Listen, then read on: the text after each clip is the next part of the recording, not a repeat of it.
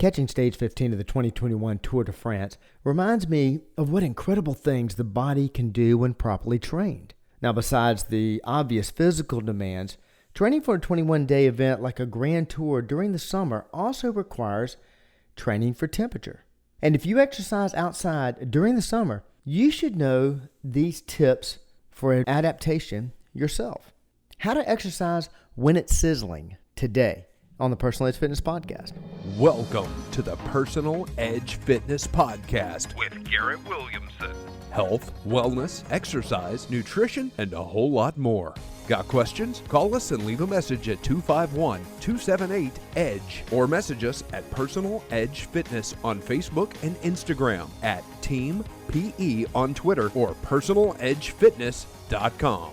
Good day and welcome to the Personal Edge Fitness Podcast. I'm your host, Garrett Williamson, president of Personal Edge Fitness. I'm so glad to have you join me today. I appreciate you tuning in to talk today about adapting your body for temperature changes during the summer and training outside. Now, if you have any questions about this particular podcast or any others, please feel free to contact me at my email address, which is Garrett, Garrett, at personaledgefitness.com. That's also our website, which is personaledgefitness.com, and our Facebook page, Personal Edge Fitness.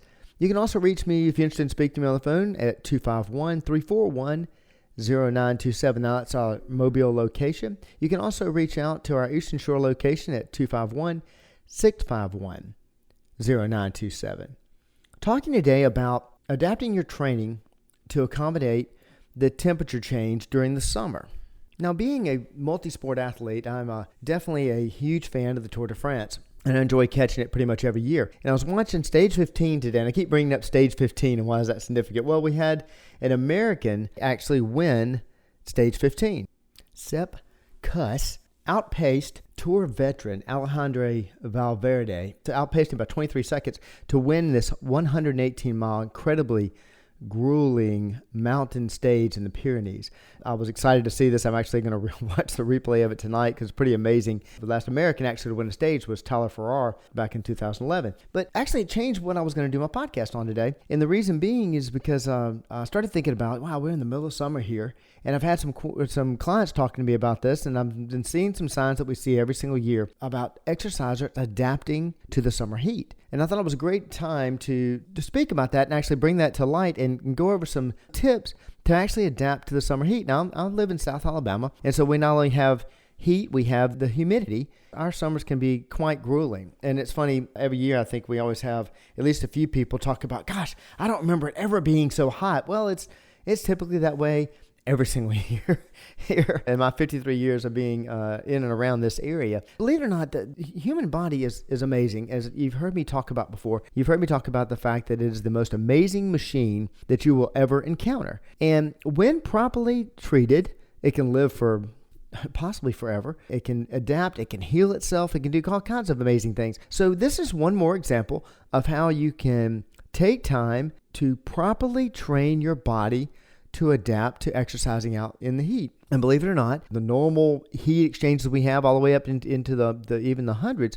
your body can adapt to it, of course, if it's properly trained. These cyclists do that. Now, they're riding in the Pyrenees, they're not riding in South Alabama, but they are experiencing in different Grand Tours, they're experiencing incredible weather conditions, and a lot of times they're experiencing serious heat and serious dehydration. And the fact that they're racing over 100 miles a day, sometimes averaging, 29, 30 miles per hour, which is incredible if you ever try to do that on a bike. So they're putting their bodies through an amazing stress test on a daily basis for 21 days. They obviously have to train for that. They have to train their muscles to handle that, but they also have to train their body to handle the heat. And the tips that they use for training their body to handle heat are the same ones that you can use to adapt and continue your exercise program throughout the summer safely.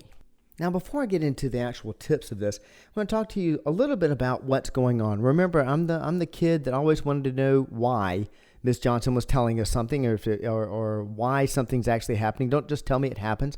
I need to know why. So let me explain a little bit about what happens to our body when we're exercising in the heat, and also what happens when we're exercising in air conditioning, something that you may or may not realize. So when we exercise, we generate internal heat, which our body sheds by sweating and shunting warm blood away from our cores and towards the skin. This results in perspiration. Ambient temperature rises, and through this process, our body heat builds up, and our hearts labor to send additional blood towards the skin. Therefore, you kind of overworking your heart a little bit. It's trying to deal with the heat. We end up glistening with sweat, and the same run or stroll or ride that we felt tolerable during cold weather now drains us. You have a similar laboring effect when you go from training in low altitude to high altitude, because you end up in a thinner or lighter oxygen mixture. And so your body's extra labor trying to handle the adaptation to the thinner air. Therefore, a simple run seems so much harder. This is what we call high altitude training. So your body's used to making these kind of adaptations dealing with temperature. The one that really stands out is, of course, training in heat, but training in cold and training in higher altitudes can take the same type of strategic planning in order to compensate or handle this type of exercise. I will start off by saying, don't let it be a deterrent. Just be very smart about how you go about it. All right, the first thing you need to concern yourself with is what we call acclimatization, or getting yourself acclimated for these hot temperatures. Now, we happen to be in July right now, and so the temperature is rather hot. It's going to get hotter in our area. So starting now is always a good idea. Starting slow, of course, but if you can start when it first starts turning warm is a fantastic time to start to acclimate yourself, because the temperatures aren't as hot. Let's say if we're like in the south, when we're dealing with 90-degree weather in July, August, in the May, June time, we're seeing 80-degree temperatures. And it seems warmer, but it doesn't seem as intolerable. And those are great times to pick to go out in the quote-unquote warmest part of the day and actually start to acclimate. Now, if you're in July and you're looking at 90s, okay, fine. Start a little bit in the cooler part of the day, but still start slowly putting yourself through the paces of exercising during this time of the day, and do so by shortening and changing up your workouts. You want to cut your percentages down just a little bit. Let's say that you're used to going out and running a 5K or jogging, running, 2 or 3 miles. Let's start with that 5K example. And you're used to going out and running that and having no trouble. You sweat a little bit, but you come in, drink some water, you're perfectly fine. Well, in a hotter day, when those temperatures drastically change, of course, you're going to see a big change in performance and a big change in the way you feel. And you can put your body into some dangerous situations. So what you do during that time is, I would say, cut distance and pace down. Now, some people just want to take one or the other. I would say do both. Because remember, if you have a workout and you cut it down too much, fine, that's not a problem. You can easily add to it later. So I would say cut your distance down to a 2 mile and cut it down to a jog, just to slowly acclimatize yourself for that type of temperature. It is teaching your body to actually adapt. Now, you should repeat this kind of a bout depending on how you feel. Use a RPE scale, which is called a rate of perceived exertion. Be honest with yourself. 1 being very, very easy, 10 being extremely strenuous. Grade yourself on that performance. Grade yourself on, and I'm careful saying performance. You may say, gosh, that was a horrible run. I ran real slow, what have you. I'm talking about how you felt. I'm talking about how comfortable you were with the temperature, with dealing with the outside influences. So if you felt like, I felt great. I felt fantastic. It was an easy run. And, I felt like an 8 or so. Fantastic. Go ahead and slowly up one or the other, either the intensity level or the distance.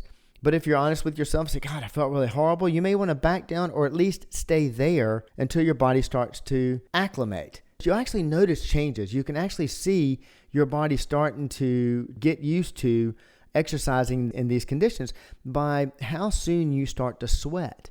Sweating earlier means your body is acclimating. It means that it has learned that, hang on a second. Yeah, last time we did this, we really overheated.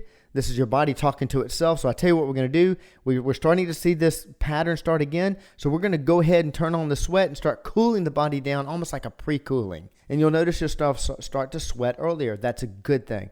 That is your body actually adapting. You've heard me talk about the way the body adapts when you're drinking water. I've talked about how drinking large amounts of water and getting up to your recommended daily allowance, which is 100 ounces a day, that your bladder slowly adapts to that. And actually you start, when you go for urination, you actually go in larger volume, but in fewer times. That's an adaptation. This is the same type of adaptation. Now, to further adapt your body and actually help speed the process, after you finish certain bout of exercise outside in the heat, go inside and take a warm shower.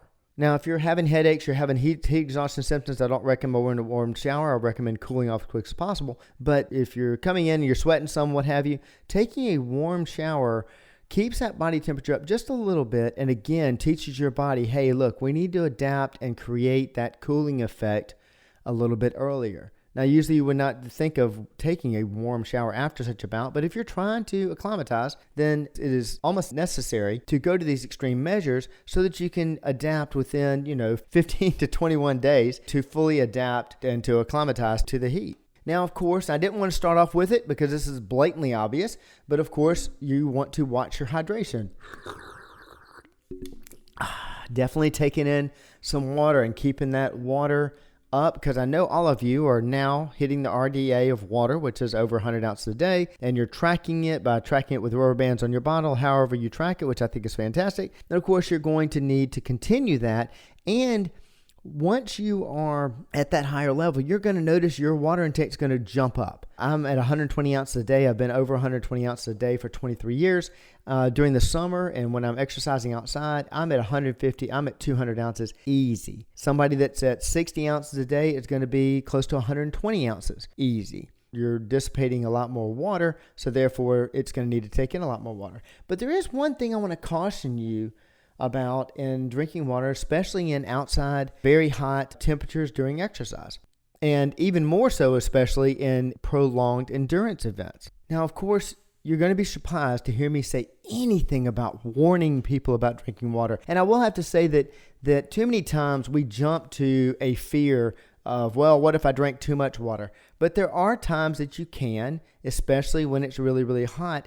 And I've had people that have been interested in trying to avoid overheating, so they end up taking in large amounts of water, which they're not really used to, prior to exercise. And in those situations, those rare situations, but in those situations, you can bring on a condition known as exercise-associated hypnotremia. Now, hypnotremia is a condition of low sodium concentration in the blood. It can result in problems with your head. It can result in dizziness and cramps, what have you. And this is what I call typically the old wives' tale about, well, if I drink too much water, I'm going to wash out all my electrolytes. That is typically not true, but the only time it is true is when you have a situation where you are drinking heavy amounts of water through prolonged endurance events and getting to a point of an imbalance in the sodium levels in your blood. Now, to give you an idea of when you see these things happening, you typically aren't going to see these. I have people showing up to the gym, and in the summer, they're going to bring a bottle of Gatorade. When they're exercising inside in an air conditioning situation, their exertion level is not going through the roof. That's typically not going to bring on exercise-induced hypnotremia. But when you have people doing large endurance races, whether they're doing a marathon or doing century cycling events and what have you, and they're drinking nothing but water, that's when you need some sort of a electrolyte imbalance. When you're playing a soccer game in the middle of the day and it's really, really hot, yeah, that's a good time to have some Gatorade on board. You're going to cover your bases as far as your electrolytes are concerned. Again, I want to stress, simply drinking the RDA, 100 ounces or more of water, is not going to wash your electrolytes out. Just want to be clear about when you can have situations of exercise-induced hypnotremia. The one last constant I want to give you, and this is one that you typically won't think about, and that is exercise during heat, during hot times, typically can cause problems because of exercising inside. Now, you wouldn't think that. But what happens when it's really, really hot is, of course, air conditioning units kick on. And you feel like, well, I'm exercising inside. No big deal. I'm in the office all day. I don't need to drink a whole lot of water. I'm in the office. I'm air conditioned. I'm not hot. The thing about overuse of air conditioning, and I'm careful saying that because I like my air conditioning also, but heavy amounts of air conditioning can cause dehydration. The reason being is the largest part and the most significant part of cooling, as far as the air conditioner is concerned, is a dehumidifier. And your air conditioning unit is a massive dehumidifier. So if you're spending, and I'm making up these times obviously, in March, April, you're spending time in an air conditioning room, and the room has the air conditioner running for, a couple, 3 hours. That's a big difference between that and staying in a room, in an office even, and where you're in an air-conditioned room and the air conditioner is running for 8, 10, 12 hours. because when you go home, you're running your air conditioner there. You are actually causing dehydration. Now, we don't think much of it because the typical response I get from clients is, I've been in the office all day. I've been cooled off. No big deal. No, that's when you're going to be dehydrated. You can even see parallels between moderate exercise outside on moderately hot days, 80 to 90 degrees. You can see parallels between dehydration in that situation and dehydration in an office situation. So, in conclusion, preparing for the summer, don't give up your outside exercise. Great time to get outside and exercise. Just make sure you slowly step into that. And for a more individualized plan, hey, listen, give us a call. We'd love to talk to you about it. It's very difficult in a podcast like this, when I'm speaking to the general public, to tell you exact numbers. I use examples, but they may not have anything to do with you. And we would love to put together some kind of an individual plan on how you can slowly adapt to the changing temperatures and get great benefits out of your exercise. If you have questions about that, reach out to us on our website at personaledgefitness.com, our Facebook page, which is Personal Edge Fitness. I'm more than glad to answer your questions at Garrett, Garrett, at personaledgefitness.com. You can call us at our Mobile location, which is 251-341-0927, or our Eastern Shore location, which is 251-651-0927. As always, I'm going to tell you, thank you so much for listening. Please subscribe and share it with your friends. Exercising when it's sizzling, just another way we help you live your level of wellness. Thanks for listening to the Personal Edge Fitness Podcast with Garrett Williamson. Subscribe now and be a part of the show by calling 251-278-EDGE or message us on Facebook and Instagram at Personal Edge Fitness or at Team PE on Twitter, and visit us at personaledgefitness.com.